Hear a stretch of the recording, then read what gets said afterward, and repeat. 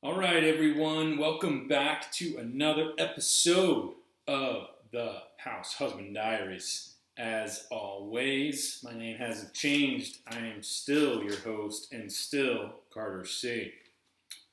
Today, it's a House Husband Diaries, special. I'm not doing Forrest Fenn today. What I want to talk about are I'm going to get into a little series, just a couple of videos on North Carolina professional sports, and mainly the Charlotte Hornets and the Carolina Panthers. Now, I'm going to do one real quick. Today's going to be on the Charlotte Hornets. Basically, I started thinking about, with watching sports, and you got Cam Newton and what they're going to do with the Panthers, and I'll get to that in the next episode. But then I started thinking about, how would I, if I were the GM, how would I manipulate the roster? What would I do moving forward? And then I started thinking about the basketball team, the Hornets, because my first love was basketball, is basketball. And I'm from Kinston, North Carolina. And some of you that may ring a bell, most of you it probably doesn't. But if you're a fan of the NBA, if you're a fan of basketball, you're going to know two of our most famous basketball players. It's a little town in eastern North Carolina that has produced Jerry Stackhouse and Brandon Ingram, who was the latest number 2 pick. It also has produced Reggie Bullock, some other fantastic players throughout the history of the game.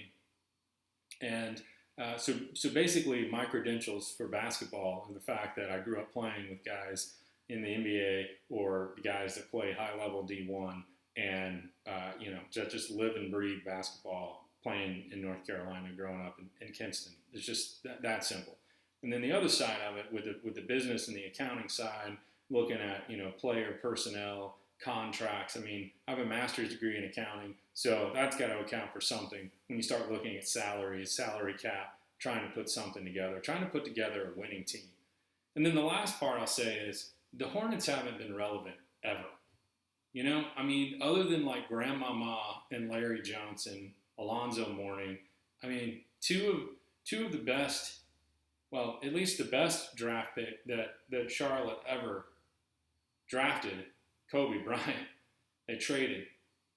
And then they traded another good draft pick a few years ago. And it pains me year over year to have the Charlotte Hornets be just an afterthought in the NBA. And it's something that I feel like, I don't know what the plans are over there. Obviously, nobody talks to me. I don't talk to them as far as roster advice, anything. But I figured I'd put out a video and just say, hey, if I were going to run the team, if I were in charge, or if I was assistant to the GM, or if I just had Michael Jordan's ear and I just said, hey, you're watching this video, let's put a 5-year plan together to make the Hornets NBA championship contenders. Now, I know in today's day and age, it's very different from when MJ was playing with the Bulls and teams were built mainly through the draft. And, some people would get traded, but you'd never see stars join. Like Magic Johnson wasn't joining the Bulls, and Jordan wasn't leaving the Bulls to go join, the Lakers, or, Larry Bird wasn't leaving the Celtics to go play with the Lakers and Magic, or vice versa, and all those types of things. So, John Stockton and Karl Malone never recruited, or at least to my knowledge, to the public knowledge, never recruited a third person. They made it so far, so deep, so many times. They were such a good team, they couldn't really draft high, and so they had to get lucky with other draft picks and smaller free agents, or smaller name free agents. But, they easily, that's probably the best duo that's ever played the game together for like their entire careers and never won a championship. They easily could have recruited somebody, Reggie Miller from Indiana. Could you imagine having John Stockton passing the ball to Reggie Miller out there and Karl Malone down low? Reggie Miller would have been a fantastic get for the Jazz back then. But Reggie wasn't leaving Indiana. And nowadays, guys are just teaming up, buddying up. They're moving around, whatever, trying to make these little versions of super teams or trying to make super teams, what have you.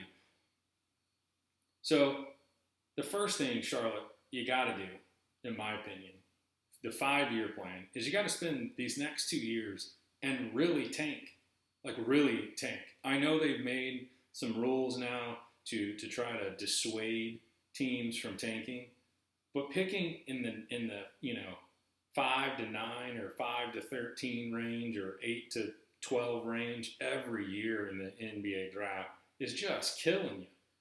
And then when you do get a good pick, you trade it away. And I think the last one was potential. You drafted Shea Gilgeous-Alexander or whatever his name is, and he just had a 20 rebound game, the youngest person in NBA history. And I look back, and I think that was like 2 years ago maybe, and you drafted him and then traded him to the Clippers for Michael Bridges or something like that. I can't remember off the top of my head, but it's just like, come on, like when you draft somebody that has the potential to be good, hold on to them. If somebody else asks you to draft a player, or they say, hey, I'm not going to, come here, then you got to get something better out of the deal. So spend the next 2 years tanking. But what you need to do is clear your cap space while you're doing it. So that means whatever big contracts you have don't need to go past 2 years from now. If you overpay for mediocrity, that's fine, but front load those contracts so that you're not stuck to big money contracts with people that are just not putting up good stats. I mean, when you look at the Charlotte roster right now, it is just devoid of top-end talent. There's some good players on the team, some decent players. Good's probably a little bit nice, but you just can't pay people $15 to $20 million a year if they're not top-end talent. I don't care what the average income or salary of an NBA player is. You're killing the cap by getting mediocre players that are going to get you 30 wins a year. You're not going to be at the bottom. You're sure as heck not going to be at the top. If you do make it, slide it into the last slot for the playoffs. Who cares? Like, you're not a good team anyway. So just stop it. Stop paying. If some mediocre player wants $20 million a year, don't pay it. Just don't pay it. Just go to the D League and sign a couple guys for $2 million. You'll make those guys lives because they'll never make $2 million. And don't pay somebody who shouldn't make more than $5 million, $20 million. Because that overpays them and blows up their head and their ego, and then it just straps the team. And sure, they may be good enough to get you a couple extra wins, but that doesn't help to build a championship team. It's just mediocre all the way around. So stop paying big money for mediocre players. And if you're gonna do that, front load it so that you have some flexibility in years 3 through 5. And I'll get there. So the other thing I would say is you've got some terrible contracts on the roster right now. Get rid of them. If there's any way, and maybe it takes a year or two because they've got to be expiring contracts and you got to find the right teams, maybe a team that's trying to get the right piece for a championship run, and they need a big expiring contract so that they can woo a top level free agent in next year's class and stuff. So that's why I'm giving you 2 years to tank, to get the roster straight. Cut cap space. Don't sign any more mediocre players to lucrative, huge deals unless it's front-loaded the first 2 years so that they'll be done in expiring contracts. Trade those guys away now that do have just ridiculous contracts. Trade it away. Trade them away for draft capital. People aren't going to want to trade away contenders, young players that might help. Because if they're going for a championship this year, next year, in the next 2 years, the draft capital is probably not where they want to be, or not not as important as somebody that's currently on the roster, a young guy that could improve, make a leap from say year 1 to 2 or 2 to 3. And then when you're drafting, if you don't have a top 3 or 4 pick, top 5 pick, and there's a can't miss prospect, draft projects like Rudy Gobert, like somebody that just you don't think about, but if they do pan out in 3 to 4 years, they're going to be amazing to help your team win a championship. They'll not that Rudy's done anything, but he's been a stalwart center, and that's something that it's something that we haven't had since Alonzo Mourning. But go pick somebody that may be lower or trade down and then pick up that prospect. Now, I know you can't always trade. People don't want to trade you, whatever.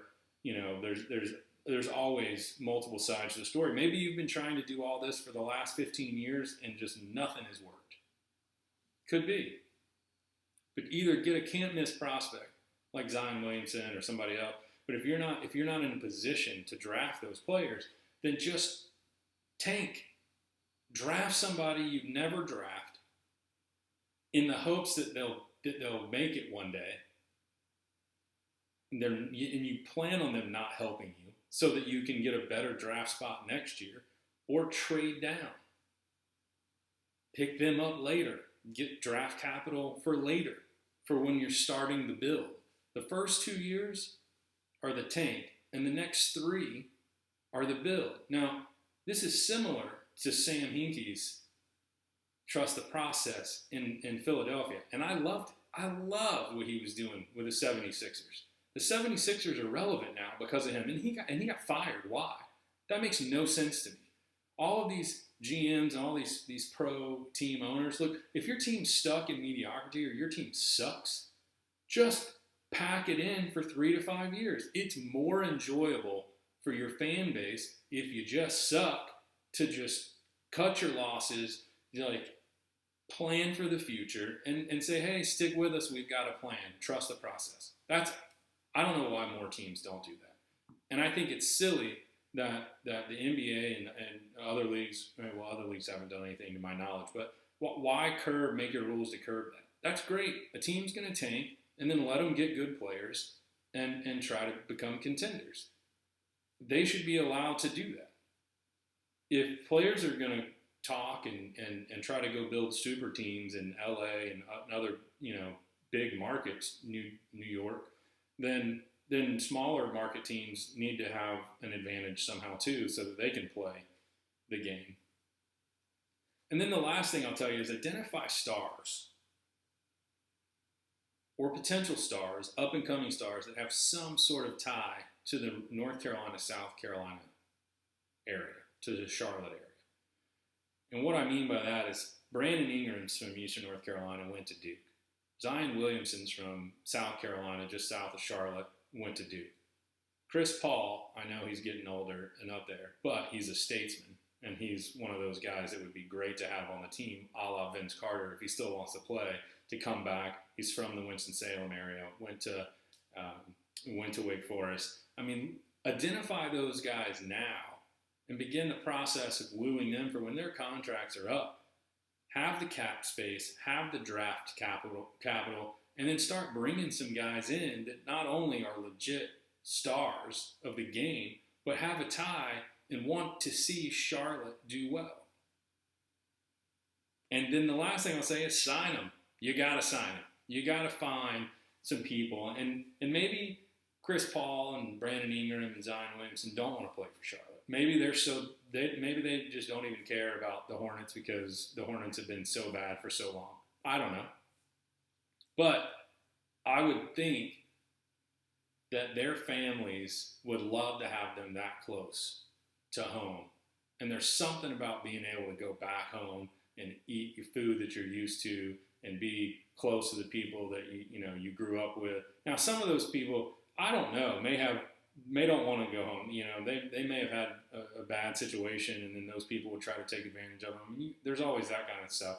But Charlotte should be far enough away from people's homes, but close enough to people's homes. You know what I mean? But there's got to be some stars that we can identify and sign, but you've got to have a team, the framework, the backbones of a team that is what's the word I'm looking for?